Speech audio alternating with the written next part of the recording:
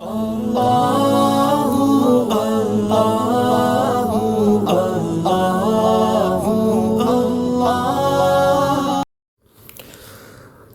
علیکم ورحمۃ اللہ وبرکاتہ۔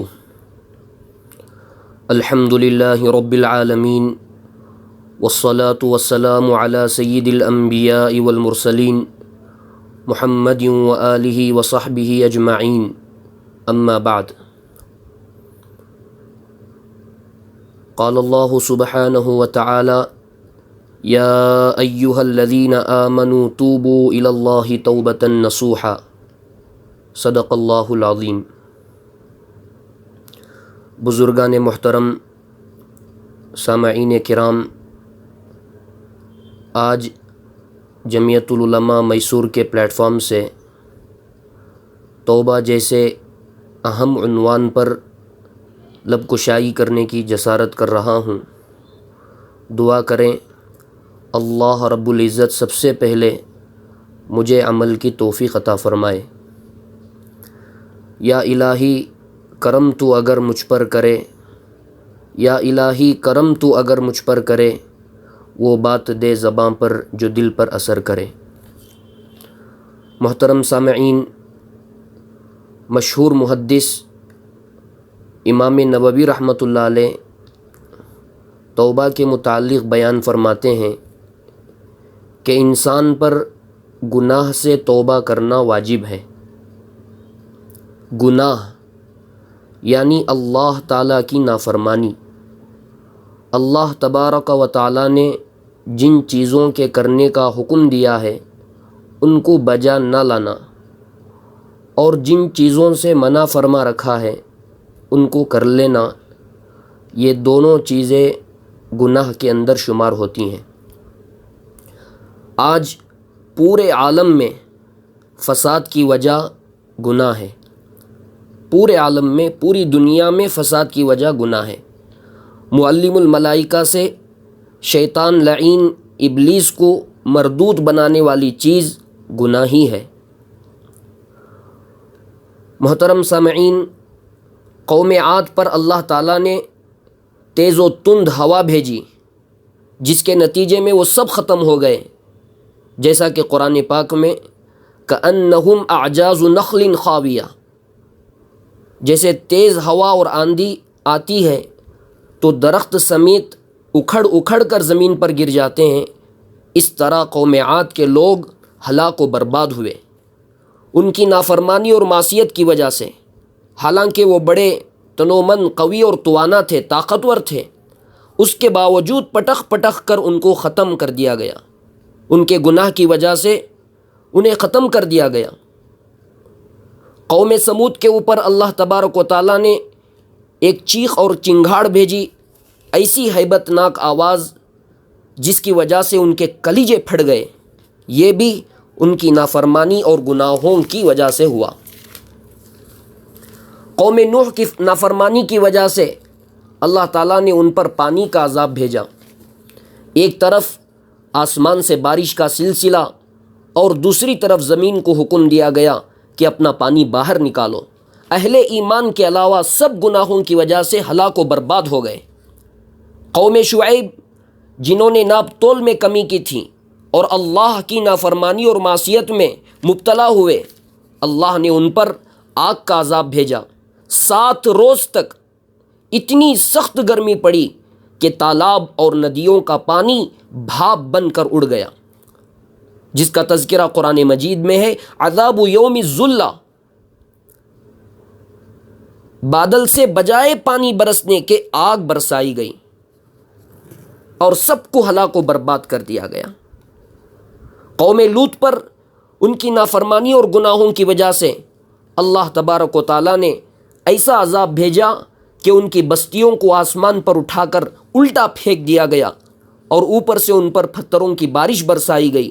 مختلف قوموں کے مختلف عذاب کا تذکرہ آپ لوگوں نے سنا، تو یہ عذاب کس چیز کی نحوست تھی؟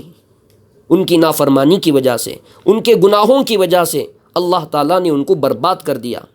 جتنی قومیں برباد ہوئیں اللہ تعالیٰ فرماتے ہیں فما کان اللہ لیظلمہم ولکن کانوا انفسہم یظلمون، اللہ ان پر ظلم نہیں کرتا، وہ خود اپنے اوپر ظلم کرتے ہیں۔ پوری روئے زمین میں بے برکتی صرف ایک گناہ کا اثر ہے۔ قرآن کریم میں اللہ رب العزت نے ارشاد فرمایا ظہر الفساد فی البر والبحر بما کسبت ایدی الناس لیذیقہم بعض الذی عملوا لعلہم یرجعون۔ جتنا بھی فساد برپا ہو رہا ہے یہ سب گناہوں کی نحوست ہے۔ محترم حضرات، گناہوں کے اندر بھی علماء کرام نے تقسیم کی ہے۔ ویسے آپ نے سنا ہوگا صغیرہ گناہ اور کبیرہ گناہ، چھوٹا گناہ، بڑا گناہ۔ کسی نے حضرت عبداللہ ابن عباس رضی اللہ عنہما سے پوچھا تو انہوں نے جواب دیا کہ اللہ کی ہر نافرمانی کبیرہ گناہ ہے، کوئی گناہ چھوٹا نہیں ہے۔ ایک بہت بڑے عالم اور جلیل القدر بزرگ ابو اسحاق اسفرائینی رحمہ اللہ ہے، ان کا مسلک اس سلسلے میں یہی ہے کہ سب گناہ کبیرہ ہیں، کوئی صغیرہ نہیں۔ اور قاضی عیاض مالکی رحمۃ اللہ علیہ نے بعض محققین کا بھی یہ قول نقل کیا ہے، ان حضرات نے دلیل یہ پیش کی ہے، اور دلیل اپنی جگہ پر واقعتاً بڑی وزنی اور معقول ہے۔ فرمایا کہ جو بھی معصیت اور گناہ ہوتا ہے وہ اللہ تعالیٰ کی شان عظمت اور کبریائی کے مقابلے میں گستاخی اور اس کی نافرمانی ہے۔ لہٰذا اللہ کی ذات کو دیکھو، اگر آج کوئی بہت بڑا بادشاہ آ جائے، ملک کا صدر جمہوری آ جائے اور کوئی آدمی اس کے سامنے آنکھ نکال دے تو ساری دنیا کیا کہے گی؟ بہت بڑی گستاخی کر دی۔ تو اللہ تعالیٰ کی عظمت اور اللہ تعالیٰ کا جلال اور اس کی کبریائی اور اس کی بڑائی کا اندازہ کون لگا سکتا ہے؟ لہٰذا اللہ کی شان میں کوئی ذرا سی بات بھی نافرمانی کی کرے گا تو وہ بہت بڑی کہلائے گی۔ ایک مرید نے اپنے شیخ سے پوچھا یہ بدنگاہی نامحرم عورت کو دیکھنا یہ صغیرہ گناہ ہے یا کبیرہ؟ تو بزرگ نے جواب دیا بھائی دیکھو، کوئی آدمی آگ کی چنگاری کو چھوٹی سمجھ کر اپنے کپڑوں کے بکس میں نہیں رکھتا۔ چنگاری چنگاری ہے، بڑی ہو تو بھی چھوٹی ہو تو بھی۔ بڑی چنگاری جس طرح گھر جلانے کا کام کرتی ہے چھوٹی بھی وہی کر سکتی ہے۔ اسی طرح گناہ بھی آدمی کے خرمن ایمان میں اور ایمان کے مکان میں آگ لگانے والا ہے۔ لہٰذا اب چھوٹی چنگاری اور بڑی چنگاری دیکھنا یہ کوئی دانش مندی کی بات نہیں ہے، لیکن جمہور علماء کا مسلک یہی ہے کہ گناہ کی تقسیم ہے۔ چنانچہ قرآن پاک میں بھی اللہ رب العزت نے ارشاد فرمایا ان تجتنبوا کبائر ما تنہون عنہ نکفر عنکم سیئاتکم، بڑے گناہ سے بچنے کا اہتمام کرو گے تو دوسرے چھوٹے گناہ کو ہم معاف کر دیں گے۔ بہرحال امام نووی رحمۃ اللہ علیہ نے فرمایا ہر گناہ سے توبہ کرنا یہ واجب ہے۔ محترم حضرات، توبہ کسے کہتے ہیں یہ سمجھنے کی ضرورت ہے۔ توبہ یہ عربی زبان کا لفظ ہے، اس کے معنی ہیں رجوع کرنا اور لوٹنا۔ توبہ کا مطلب ہے کہ بندہ اب تک اللہ تبارک و تعالیٰ کی نافرمانی میں مبتلا تھا، اس نافرمانی کو چھوڑ کر وہ فرما برداری کی طرف لوٹ رہا ہے، اس لیے توبہ کو توبہ کہتے ہیں۔ قرآن مجید میں ہے ان اللہ هو التواب الرحیم، اللہ تعالیٰ توبہ قبول کرنے والا اور مہربان ہے۔ علامہ نووی رحمۃ اللہ علیہ فرماتے ہیں جس گناہ سے توبہ کی جا رہی ہے وہ دو قسم کے ہیں۔ یہ بہت ہی اہم مسئلہ ہے، اس کو بہت دھیان کے ساتھ سمجھنے کی ضرورت ہے۔ آپ سبھی حضرات کی میں توجہ چاہتا ہوں، آپ اس مسئلے کو ضرور سنیں اور توجہ کے ساتھ سنیں۔ علامہ نووی رحمۃ اللہ علیہ فرماتے ہیں جس گناہ سے توبہ کی جا رہی ہے وہ دو قسم کے ہیں، ایک حقوق اللہ، ایک حقوق العباد۔ آپ کے دل میں ارادہ ہو کہ میں اپنے گناہوں سے معافی مانگوں، توبہ کروں، تو آپ کے سامنے ایک حقوق اللہ ہے اور ایک حقوق العباد ہے۔ اب اگر اس گناہ سے توبہ کرنا ہے جس کا تعلق اللہ کے حق سے ہے تو اس کو 3 چیزوں کا اہتمام کرنا پڑے گا، تب ہی ہماری توبہ توبہ کہلائے گی۔ اگر ان تینوں میں سے ایک بھی نہیں پائی گئی تو توبہ نہیں کہلائے گی۔ توبہ کی پہلی شرط کیا ہے؟ دیکھیے، جس گناہ سے توبہ کر رہا ہے پہلے اس سے باز آ جائے اور اس کو چھوڑ دے۔ گناہ میں مشغول ہے اور کہے کہ میں نے توبہ کی، تو اس کی مثال حضرت مولانا حکیم اختر صاحب رحمۃ اللہ علیہ دیتے ہیں کہ بعض لوگوں کی عادت ہوتی ہے کہ عورتوں کو دیکھتے جاتے ہیں اور کہتے ہیں توبہ توبہ توبہ، دیکھو بے پردہ جا رہی ہے۔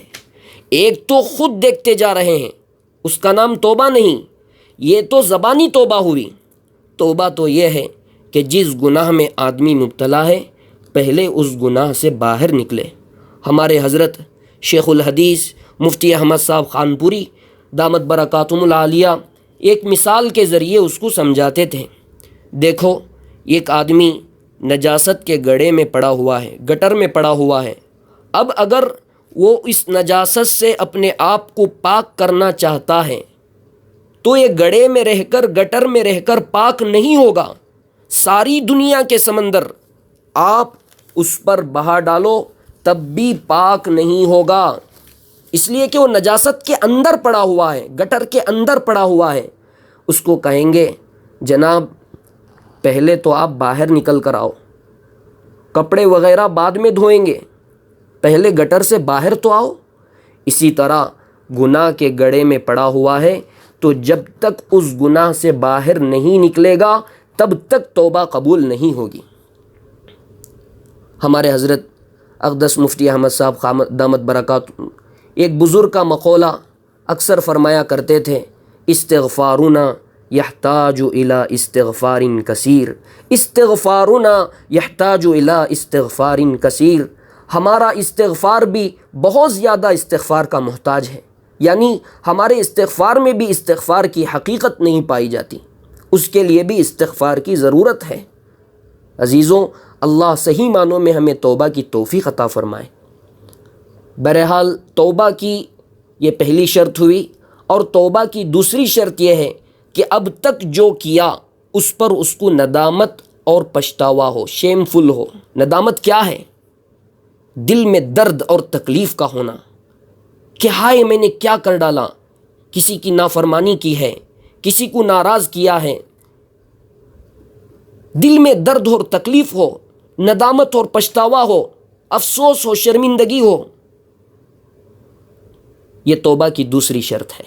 اور توبہ کی تیسری شرط پکا ارادہ اور عزم مصمم کرے کہ اب دوبارہ کبھی بھی یہ کام نہیں کروں گا، مر جاؤں گا لیکن یہ کام نہیں کروں گا، یہ گناہ نہیں کروں گا۔ علامہ نووی رحمۃ اللہ علیہ فرماتے ہیں یہ 3 شرطیں ہیں، ان میں سے اگر ایک بھی مفقود ہو گئی اور نہیں پائی گئی تو اس کی توبہ درست نہیں۔ تینوں باتیں پائی جائیں گی تب ہی توبہ توبہ کہلائے گی۔ یہ حقوق اللہ، اللہ کے حقوق کی معافی کا طریقہ ہوا۔ اللہ تعالی حقوق اللہ سے سچی پکی توبہ کرنے کی ہمیں توفیق عطا فرمائے۔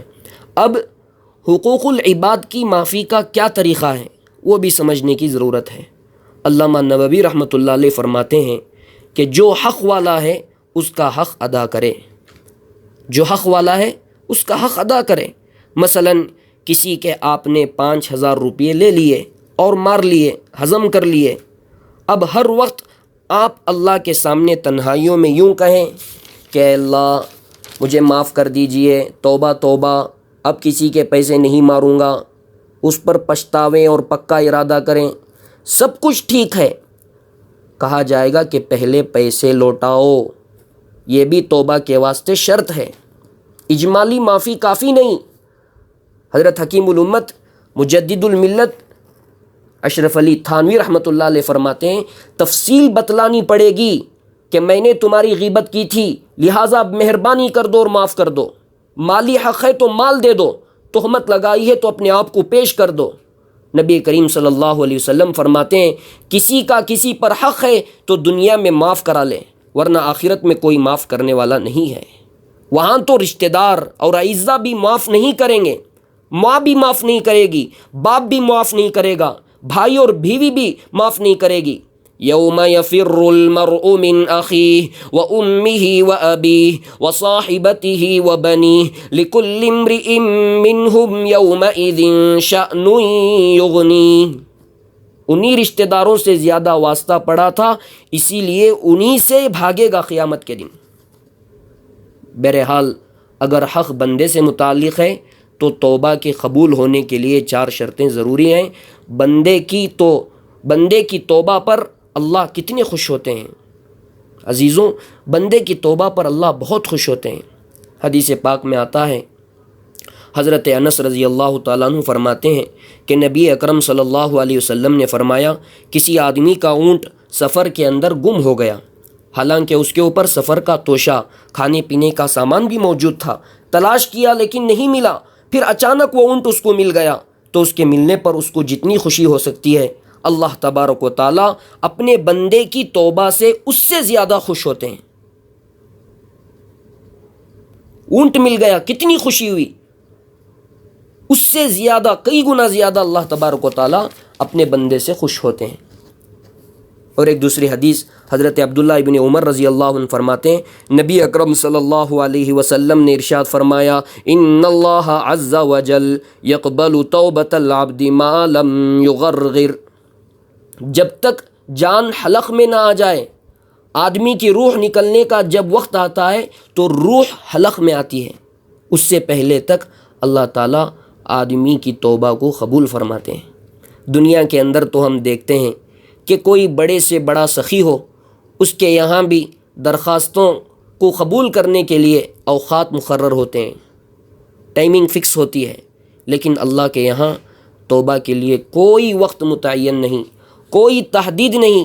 جس وقت بندہ اپنی درخواست لے کر پہنچ جائے اور اللہ کی طرف رجوع کر لے، وہاں دروازہ 24 گھنٹے کھلا ہوا ہے۔ سبحان تیری قدرت۔ ندامت کے جذبے کی اللہ کے یہاں بہت قدر و قیمت ہے، ندامت کے آنسوں کی اللہ کے یہاں بہت قدر و قیمت ہے۔ دیکھیے، انسانوں کے گناہوں کی اللہ کی رحمت کے سامنے کوئی حیثیت نہیں ہے۔ کروڑوں لوگوں کی ناپاکی سمندر میں جاتی ہے اور ایک موج آتی ہے، وہ سب ناپاکی ختم ہو جاتی ہے۔ اسی طرح میرے عزیز دوستوں، ہم گناہوں کے سمندر میں اگر ڈوبے ہوئے ہوں، اللہ کی رحمت سے مایوس ہونے کی قطعاً ضرورت نہیں ہے۔ لا تقنطوا من رحمت اللہ ان اللہ یغفر الذنوب جميعا۔ اللہ کی رحمت سے نا امید مت ہو، اللہ رب العزت غفور الرحیم ہے۔ استغفروا ربکم انہ کان غفارا۔ اللہ رب العزت توبہ کو قبول کرنے والے ہیں، تمہارے استغفار کو قبول کرنے والے ہیں۔ حضرت ماعز اسلمی رضی اللہ عنہ کی توبہ کا واقعہ ہمارے سامنے ہے، وہ صحابیہ کی توبہ کا واقعہ ہمارے سامنے ہے۔ حضور نے فرمایا، ایسی زبردست توبہ کی کہ اگر مدینے کے 70 آدمیوں پر ان کی توبہ کو تقسیم کی جائے تو ان کے لیے کافی ہو جائے گی۔ اللہ رب العزت توبہ کرنے والوں سے بہت خوش ہوتے ہیں۔ ان اللہ یحب التوابین، ان اللہ یحب التوابین ویحب المتطہرین۔ اس لیے رمضان المبارک کے اس مبارک مہینے میں رمضان کو ہمیں اپنے انداز میں نہیں گزارنا ہے۔ رمضان ہمیں اپنے انداز میں گزاریں گے تو ثواب نہیں ملے گا۔ رمضان المبارک کو ہمیں شریعت کے بتلائے ہوئے انداز میں گزارنا ہے۔ اور رمضان المبارک کا مہینہ نیکیوں کا مہینہ، مغفرت کا مہینہ، یہ مغفرت کا عشرہ ہے۔ لوہے کی قیمت سونے کے برابر۔ ہمارے حضرت مثال دیا کرتے تھے، لوہے کی قیمت سونے کے برابر ہے۔ اگر یہ اعلان کر دیا جائے شہر میں کہ لوہے کی قیمت سونے کی قیمت کے برابر ہو گئی ہے، تو اپنے گھروں کے تمام لوہے کی چیزیں، یہاں تک کہ دروازے کے کھیل، سب کچھ ہم نکال کر لے جا کر فروخت کر دیں گے۔ تو رمضان المبارک میں نیکیوں کا سیزن ہے اور اس میں اضافہ ہوتا ہے، ثواب دگنا ملتا ہے۔ تو ہمیں رمضان المبارک کی قدر و قیمت جاننا چاہیے۔ علماء نے بہت ہی اہتمام کے ساتھ گزارنے کی ترغیب دی ہے، ہمارے بزرگوں کے یہاں بھی اس کی بڑی قدر و قیمت۔ اور ہم جانتے ہیں کہ مسلمانان عالم بشمول مسلمانان بر صغیر، پچھلی 2 دہائیوں سے مسلسل استعماری طاقتوں کے حملوں کے نشانے پر ہیں۔ اسی طرح ظالم حکومتوں کی طرف سے مسلمانوں کے ساتھ کی جانے والی زیادتیوں اور دیگر ارضی و سماوی مصائب و محن سے دوچار ہیں۔ بالخصوص مصیبت لیس لہا من دون اللہ کاشفہ، ایسی ہولناک مصیبت جس کو بجز اللہ کے کوئی دور نہیں کر سکتا، یعنی کرونا وائرس نامی عالمگیر وبائی مرض جس کا آنا حسب وعید خداوندی ضروری تھا۔ اللہ رب العزت اس مرض سے، اس وبائی مرض سے امت مسلمہ کی اور پورے عالم کی اللہ تعالیٰ حفاظت فرمائے اور جلد از جلد مسجدوں کو آباد فرمائے اور اس لاک ڈاؤن کو اللہ تعالیٰ جلد از جلد ختم فرمائے۔ اٹھتے بیٹھتے، آتے جاتے، چلتے پھرتے استغفار، استغفر اللہ الذی لا الہ الا هو الحی القیوم واتوب الیہ، استغفر اللہ ربی من کل ذنب واتوب الیہ، یہ پڑھنے کی اللہ تعالیٰ ہمیں توفیق عطا فرمائے، اوقات کو قیمتی بنائیں۔ متعدی گناہ سے ہمیں اس وقت بچنے کی بہت زیادہ ضرورت ہے۔ توبہ سے، استغفار سے خزانہ غیب سے اللہ رزق دلواتا ہے۔ کوئی استغفار نہیں آتا، کم از کم استغفر اللہ اتنا تو ہم پڑھ سکتے ہیں، اور تسبیح نہیں ہے تو انگلیوں پہ پڑھ لیا کریں۔ کون سا وقت لگتا ہے؟ جو استغفار کو لازم کر لیتا ہے رب اسے غیب کے خزانے سے دیتا ہے، بے گمان رزق عطا فرماتے ہیں۔ اللہ ایسی جگہ سے رزق عطا فرما دیتا ہے کہ جہاں سے گمان نہیں ہوتا، بے گمان اللہ رب العزت رزق عطا فرماتے ہیں۔ جو تو میرا تو سب میرا، فلک میرا زمین میری، جو تو نہیں میرا تو کوئی شے نہیں میری۔ توبہ کی برکت سے اللہ رب العزت دنیا کی تمام تکلیفیں، رنج و غم، صدمہ اور مصیبت، فتنہ اور پریشانی سورۃ الانفال میں ہے، استغفار سے ختم ہوگی، توبہ سے ختم ہو جائے گی۔ پیران پیر شیخ عبد القادر جیلانی رحمۃ اللہ علیہ نے ایک موقع پر لکھا، جن کو استغفار کا پتہ ہے اور پھر وہ پریشان ہوتا ہے تو بہت بڑا کذاب اور جھوٹا ہے۔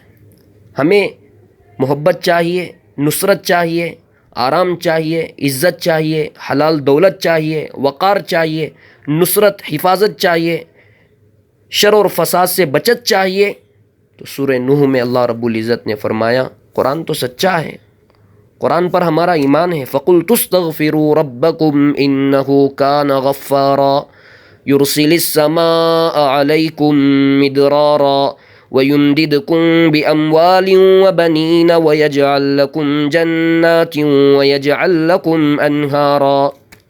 اللہ رب العزت کا قرآن سچا ہے، قرآن پر ہمارا ایمان ہے۔ ایک عورت نے اپنی انگلی سے اشارہ کیا چاند کی جانب، اور اس کی انگلی میں نامناسب چیز لگی ہوئی تھی، تو اس عورت نے کہا چاند میں بدبو ہے۔ ارے بدبو تو تیری انگلی میں ہے، چاند میں نہیں۔ اپنے آپ کو اس معیار پر لانا ہے کہ ہمیں استغفار سے، توبہ سے وہ فائدہ پہنچے جس کا تذکرہ اللہ نے قرآن میں فرمایا ہے۔